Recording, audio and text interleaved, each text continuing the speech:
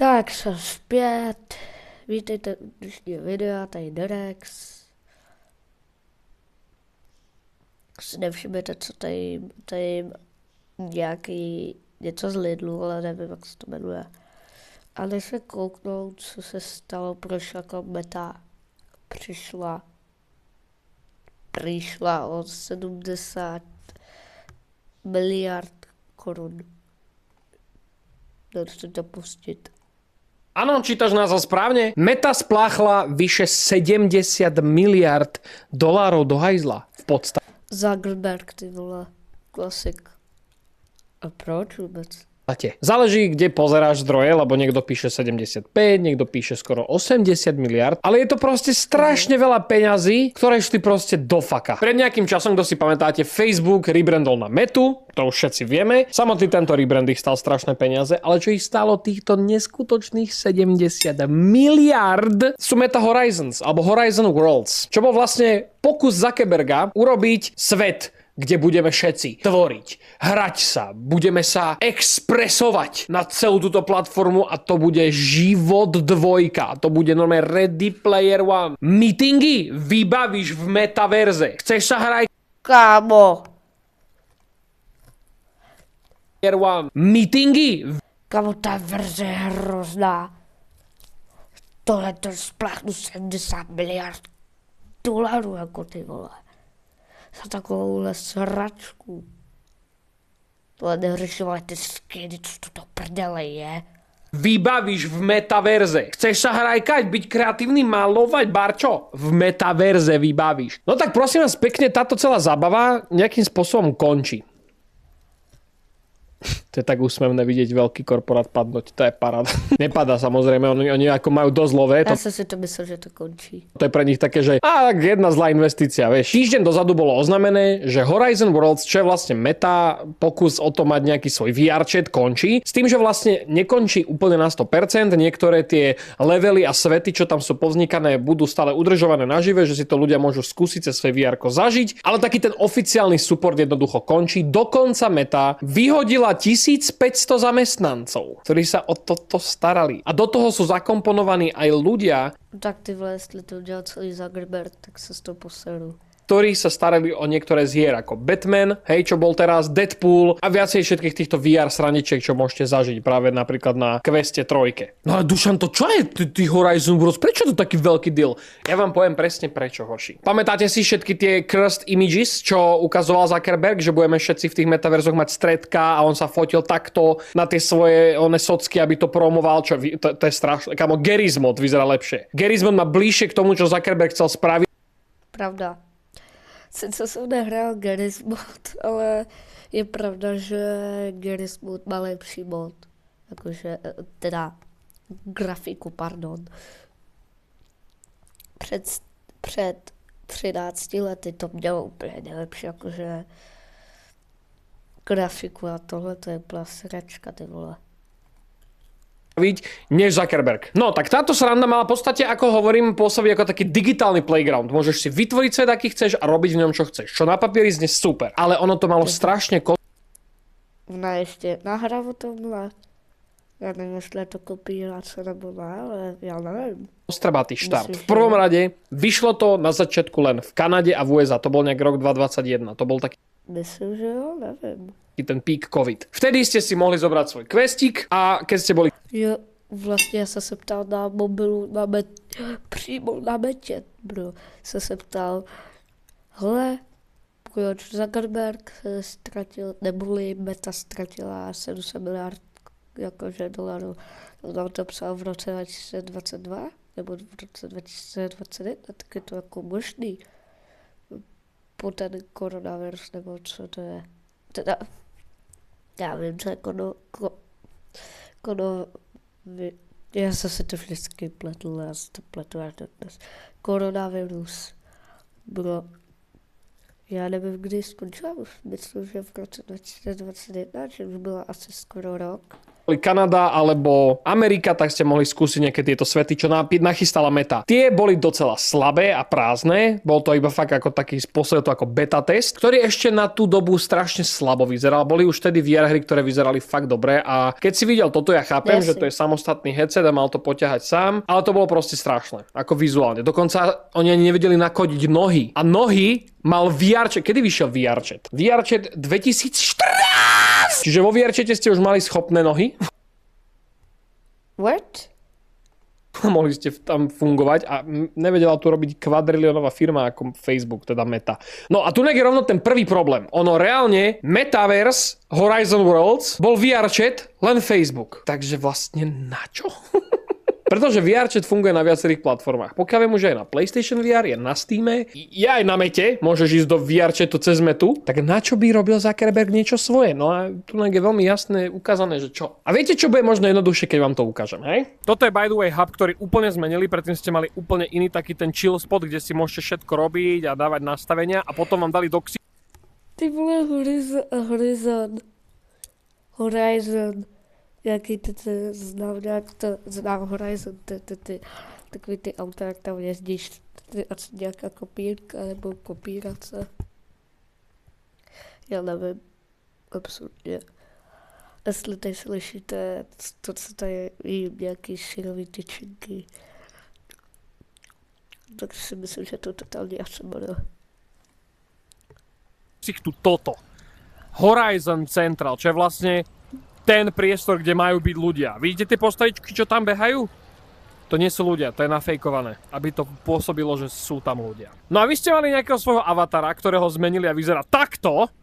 To je strašné. Predtým to vyzeralo celkom pohode. Ja som mal na sebe Squid Game kombinézu, pozri sa, jak to dojebali. Môžeš si to tu zmeniť, ale tá kustomizácia je tak odporná, že mne sa s tým ani nechce jebať. No a tuto ste mali portál, že môžete tam skočiť medzi tých ľudí. Čo tvrdia, že je stále späť, ale ja to furt tu nemôžem používať. Ale možno je problém ten, že som v strednej Európe, hej? Niekde ste mohli skladať pucle, niekde ste normálne bojovali proti monštrám s kamarátmi, niekde ste mali prestrelky, niekde ste mohli si stavať domčeky. Fakt ako Garry's Mod, len proste toto. Lenže nikto to vôbec nepoužíval na to, čo Meta chcela. Pretože ono v konečnom dôsledku je asi jednoduchšie dojsť na Microsoft Teams, alebo niečo. No a jak som ukazoval to, ako si môžete upraviť postavičku, samozrejme, že všetky tieto dobroty boli monetizované. Ja som Squid Game kombinézu stihol vďaka promu na Squid Game a evidentne mi ju dali preč, že nahradili niečím, čo vyzerá ako Squid Game. Proste úplná sračka. To je jedno. Čím ďalej tento projekt išiel, tak od 2023, kde to bolo v píku, že už to pustili aj všade, pridali aj konečne nohy, tak to používalo menej a menej ľudí. Bavíme sa okolo 200 000 ľudí mesačne. Iba tak ako pre kontext.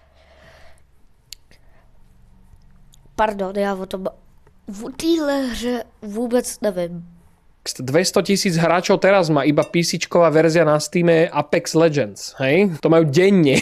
Tá Meta, Facebook, Mark Zuckerberg malo mesačne 200 000 userov v Horizon Worlds. Ako není to buhvico. A keby chceli vrátiť nejakú investíciu vďaka tomu, čo ľudia nakupujú v tej aplikácii, alebo teda v tom metaverze, po dobu 200 rokov by tam museli robiť 1 000 000 denne. To je ako dosť, no. To je ako dosť. No ako išiel čas ďalej, vyšla aj táto Quest 3, čo trošku skrášlila celý ten metaverse tam, ale stále to musí fičať na tom staršom hardveri, ale hlavne nie každému je pohodlné mať VR-ko na hlave. Väčšina ľudí, čo si kupujú dneska VR-ko, primárne to chcú na hranie, alebo sú to influencerkovia, čo si nakúpili Appleacký headset, ktorý nikto nepoužíva, iba sa s tým pofotil. A reálne s metavecami vôbec neinteragujú. Ja osobne metaveci som použil za celý čas, čo vlastním metaveci. Mám Quest 2, Quest 3, Quest 3, použil som meta, nejaký ten layout asi že 4 krát. Ja vždy, keď toto zapnem, tak buď som to použil na virtuálny desktop, alebo som s tým išiel rovnou sa prepojiť s mojim kompom. Nech sa úplne vyhnem celej mete. Pretože nemám rád vôbec tá integrácia toho Facebooku a Instagramu, jak nemusíš nikde nič potvrďovať, ja si tam instantne prihlásený. Príde mi to Já ani jedno nemám to, co tady říká. Instač a Facebook. A viem presne, proč to nemám. Strašne invazívne. No a vlastne existuje furt ten VR chat. Prečo by si vlastne potreboval niečo s metou riešiť? Meta je strašne shady s tým, ako robí s tvojimi datami. No a ako takto išiel čas ďalej, tak sme sa dostali k tomu bodu, že youtuber Jervis Johnson urobil challenge, kde bol týždeň v metaverze, že bol proste týždeň v headsete svojom zavretý, to bolo v roku 23, tak on prišiel na to, že denných užívateľov Horizon Worlds nebolo ani 1000. On keď v tomto strávil týždeň, tak sám povedal, že tie hry sú také, že väčšina z nich nefunguje úplne najlepšie a dokonca keď sa snažil dogoogliť nejaké svety, povyhľadávať svety, ktoré by boli fun, tak Google mu dal naspäť odpovede, že is Horizon still available? A druhá vec, čo mu to vyplulo, what do you even do in Horizon World? Reálne ľudia googlia, čo tam majú robiť, lebo tam není moc zábavy, čo robiť. Všeobecne VR je extrémne níž vec a najaktívnejšia vlastne základňa ľudí, čo používajú VR, sú primárne hráči videohier, ktorí sú už na takom akože viacej, nechcem to nazvať hardcore levely, ale fakt ako chcú byť fakt veľmi immerse a hľadajú fakt tú kvalitu za tým. A reálne podľa mňa najkvalitnejšie, ako si ľudia užívajú vlastne napríklad Quest 3, je tak, že to dajú do toho kompu cez ten Airlink, nech to je bezdratové a hrajú hry na Steame, pretože tie vyzerajú najlepšie, lebo ti to ťahá komp a streamuje ti to do headsetu. Do tejto kategórie ešte patria simracery, čo sú ľudia, čo si urobia ešte také tie simulátory na závodenie a dajú si VR-ko, tak to sú ďalšia taká tá hlavná cieľovka týchto, ale casual... Já hrál Euro Truck Simulator 2 a měl jsem volat, ale VR-ko jsem teda asi neměl. Člověk, čo si fakt kúpil len to VR-ko, lebo si chce... Ne, neměl, protože to stojí ty vole úplných nesmyslných peněz, jakože to VR-ko. Chce občas niečo skúsiť, kúpi si to, halúzi sa v tom tak týždeň, možno mesiac a potom to má... Já když jsem byl jednou na VR-ku někde v Babyloně, v Liberci, bro. Já jsem na tom byl, já jsem tím jezdil a když mi to ten týpek sundal, ty vole, mě se chtěl blít normálně. A na tyhle VR-ka nejsem zvyklý, když jsou jako docela už jako pomalu starý. Já to fakt nejsem zvyklý. Má na policia nepoužíva to, pretože to není vôbec také intuitívne, ako by sa niekomu zdalo. Ono reálne pre casual človeka je to cool na pozeranie možno filmov, keď chceš mať súkromie a rodina zbytok kúkatelku, dajme tomu. A vlastne to je všetko. Ja osobne používam VR na dve veci. Gaming a na virtuálny desktop. Keď niekedy to chcem sa proste, že ponoriť do niečoho, že si tam niečo porobím. Napríklad researche na Recast. Nie, kokotina, porno kúkam. Lebo to si proste zavretý, máš iba ten výrez na tú klavesnicu a myš a proste si tam a dáš si túto proste nejaký rozhovor s hosťom alebo nejakého videjka alebo niečo, čo urobil. Tu si dám notepad. Hey, what? A proste idem bomby, hej? To je jediné, na čo to používam a mám reálne skoro všetky VR headsety, čo kedy vyšli. HTC Vive, Valve Index, Quest 2, 3, 3S, PlayStation VR 1, PlayStation VR 2. Reálne jediný, ktorý som ako tak neskúsil, je ten Applecký a ten ma vôbec nezaujíma. A to som sa ešte zabudol baviť o tom, že keď toto Meta spustila, tak im bolo úplne jedno, čo tam tí ľudia robia, len to chceli medzi nich pušnúť. Že pokiaľ viem, nepotrebovali ste vlastne mať ten headset, mohli ste sa tam napojiť aj cez mobil a halúziť sa tam. Toto ale viedlo k tomu, že veľa ľudí, jak to nebolo regulované, tam robili nejaký harassment sexuálny, že tam proste ľudia boli slizáci a robili tam fakt akože zverstva, čo Meta veľmi rýchlo iba urobila tak, že ti dala nejakú bublinu okolo teba, čo nejak extra nepomohlo.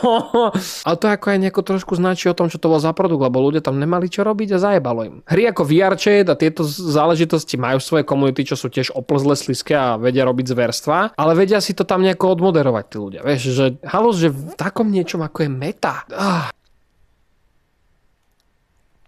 Tak toto. Na co se kouknem někde příště, brovsky. Tak jestli se vám... Hovadina, kamo. Pre viacej divno noviniek daj odber Tak... teraz, pretože... No, dej odběr a like. Protože je to důležitý. Jo a jak jsem říkal o těch mortálech, ten seriál, co říkal o tom, takový minifilm. Já jsem se trošku inspiroval od nějakého youtubera, který natočil nějaký Minecraft minifilm před 12 letama. No vlastně já to teď natočím, ale tam nebude tak ta postavička, já změním jiný, jako jinýho kačera, jak jsem říkal v tomhletom předchozím videu. Nevím, kdy to vyjde, možná to bude dneska, 29.3.2026, možná dneska. Nevím. Nevím, jestli to vůbec vydám, ale doufám, že se vám tohle video líbilo. Určitě dej like, subscribe my channel and goodbye. Já to ještě nevypl.